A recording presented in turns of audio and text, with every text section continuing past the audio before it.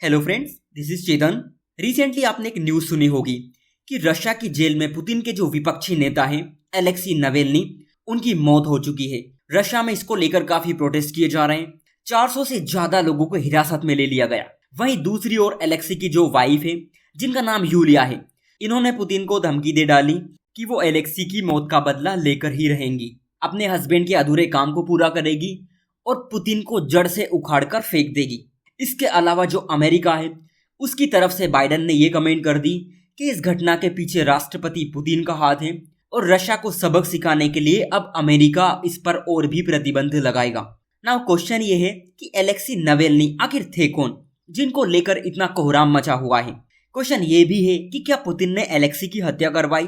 क्या ऐसा करके पुतिन ने अपने आप और अपनी गवर्नमेंट को खतरे में डाल दिया? क्या रूस में तख्ता पलट हो सकता है? इन सभी इशू को डिस्कस करेंगे, लेकिन इससे पहले आपके लिए एक इंपॉर्टेंट बात है। आप हमारे व्हाट्सएप चैनल से जुड़ सकते हैं, जहां पर आपको वीडियो की लेटेस्ट अपडेट मिल जाया करेगी।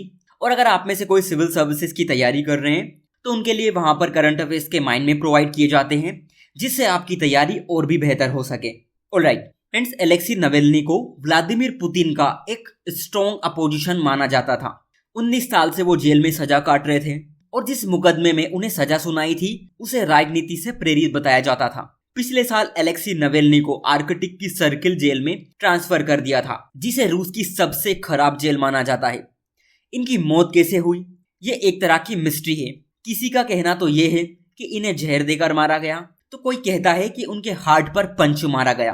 पुतिन का एडमिनिस्ट्रेशन इस बात को बाहर नहीं निकलने दे रहा। वहीं दूसरी ओर वहां की गवर्नमेंट ने रशियन मीडिया से ये कह दिया कि वो इस न्यूज को ज्यादा ना फैलाए।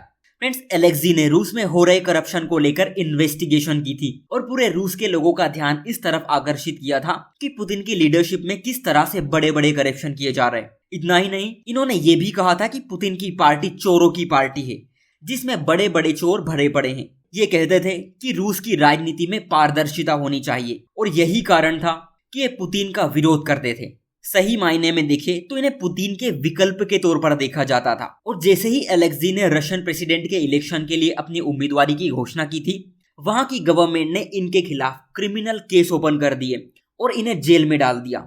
2020 में इन्हें जहर देकर मारने की कोशिश की थी, लेकिन उस टाइम ये बच गए थे। नाउ बड़ा क्वेश्चन ये है कि क्या पुतिन ने इनकी हत्या करवाई?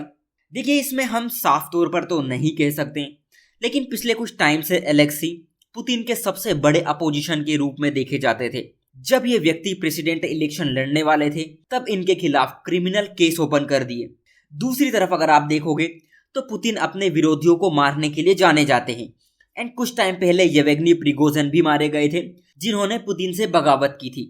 वहीं दूसरी तरफ कुछ लोगों का मानना तो ये है कि पुतिन को एलेक्सी की हत्या करवाने से क्या मिलेगा, क्योंकि वो तो वैसे ही जेल में थे और उनकी बाहर आने की कोई संभावनाएं नहीं थी। लेकिन फिर भी यही रीजन है जिनके चलते पुतिन संदेह के घेरे में आ जाते हैं।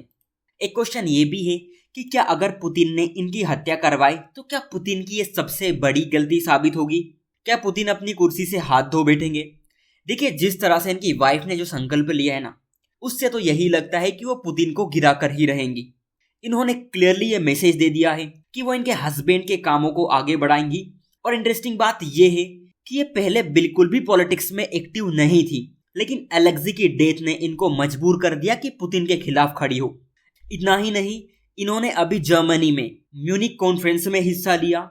ये वहां पर यूरोप के बड़े बड़े ऑफिशियल्स से मिलती हैं और यूरोपियन यूनियन के अधिकारियों से इस मुद्दे पर बात करती है कि पुतिन के ऊपर प्रेशर कैसे बनाया जाए।